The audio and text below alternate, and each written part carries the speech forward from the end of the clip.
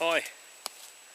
I did a segment on making cordage a while back, and the sound wasn't the best. I don't know what happened there, but I decided I'd make another one, and this time I'll do one on actually using a plant fibre.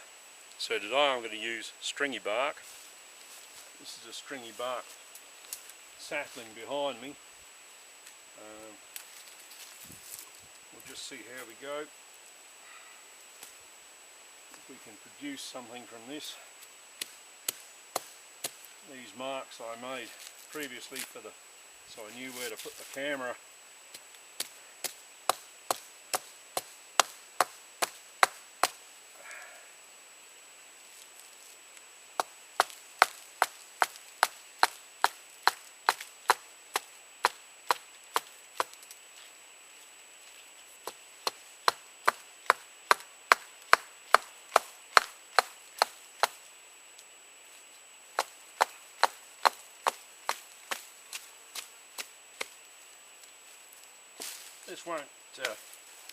This won't kill the tree.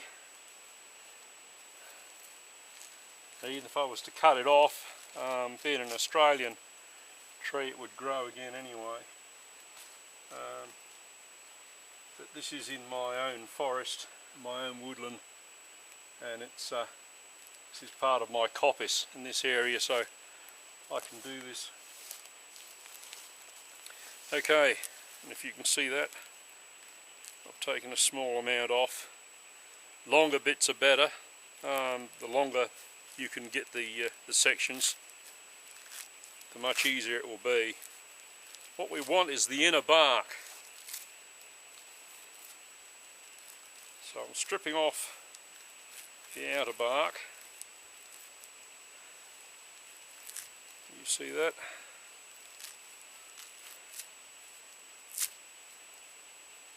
Okay, there's still a little bit of inner bark left on there, but not much. What we want is this part. As longer sections as we can get. Today I'm just working with a short section because there's little point in me taking too long about it.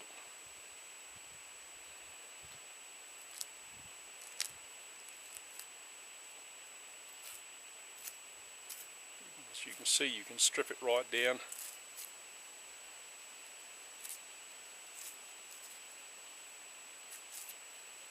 To whatever size you want.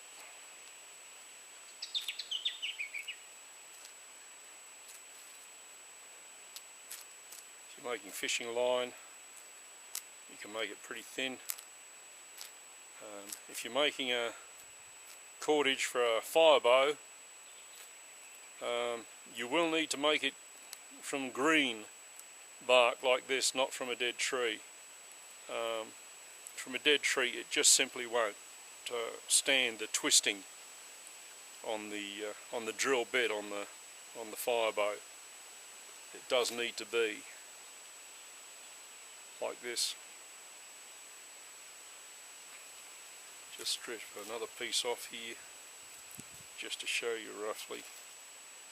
Okay, just put that piece there for now. Okay, now I need to make one end longer than the other. You see that okay? One end shorter. Okay, now this is the way I do it. I tend to put it in my teeth each time. The natives will run it down their legs and do it. I find I have more control over it this way. It's just a matter of preference. Okay, so I'm twisting one way and I'm folding it over. Twisting it one way and folding it over the opposite way. So I'm twisting both these to the right and I'm going over to the right. both, this one's broke. Okay, it was a bit thin. It happens. We're getting smaller. We've still got one end longer than the other. Okay? Okay. Try that again.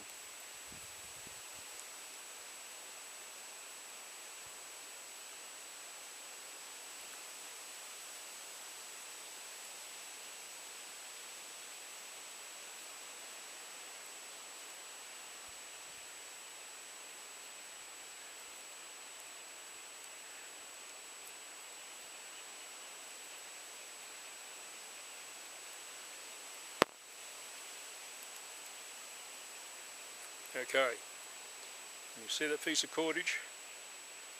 Okay, and we've still got one short and one long end. Okay, so let's take the other piece we've got. And we'll split this.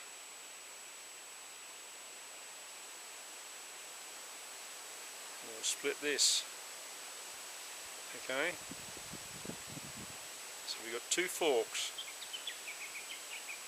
And I'll put one fork into the other fork, like so, and then continue.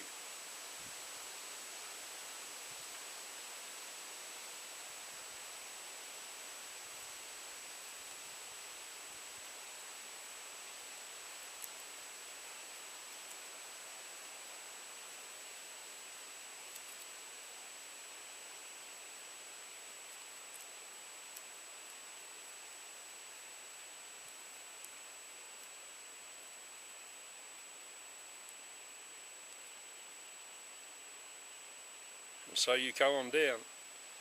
Now, the new piece that I put in is longer and the old piece is shorter. In which case, if I want to continue, I just split that into a fork again, like so, and I get another piece and I put in there, and I continue going down. And that's it. And that is pretty strong. Okay? That is strong enough to use on a fire bow. Strong enough for most things, I suppose. Fishing, if this was a fishing line, you would eventually bring it down smaller and smaller and smaller till you get to the end where you're going to put the hook on.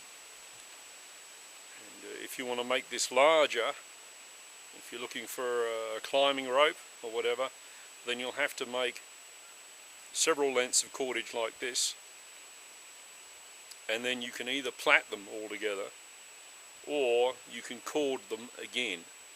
You can use one length of cordage like this, another length of cordage, and you can cordage those two together.